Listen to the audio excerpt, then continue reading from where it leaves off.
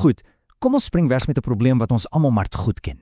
Jy het die perfekte foto's, maar nou sit hulle vas op daai klein kaartjie. En natuurlik het jou rekenaar nêrens 'n gleufie daarvoor nie. So frustrerend. Maar, moenie bekommerd wees nie. Die oplossing is eenvoudig die geheugekaartleser.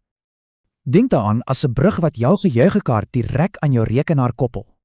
Jy prop hom net in met 'n USB en voilà, al jou leers is dadelik daar.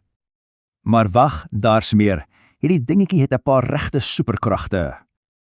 Eerstens, dis blitsvinnig. Baie vinniger as om jou kamera met 'n kabel te koppel. Nog 'n bonus, dit spaar jou kamera se battery, want dit gebruik sy eie krag. So terwyl jou fotos oordra, kan jy solank aangaan en nog kietjies neem. Baie lesers werk ook met 'n hele rits verskillende kaartjies, regtig veelsidig. Maar soos enige held, is daar 'n paar klein dingetjies waarvoor jy moet uitkyk. Hanteer daai kaartjies saggies. En ja, jy moet onthou om hom saam te dra.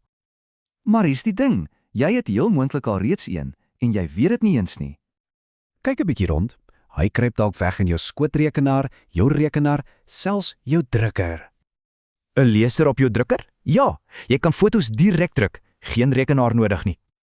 En in jou skootrekenaar, dis ons geheime stoorplek. Meer spasie sonder die moeite. Dit laat 'n mens nogal wonder, né? Watter ander briljante tegnologie is reg onder ons neuse?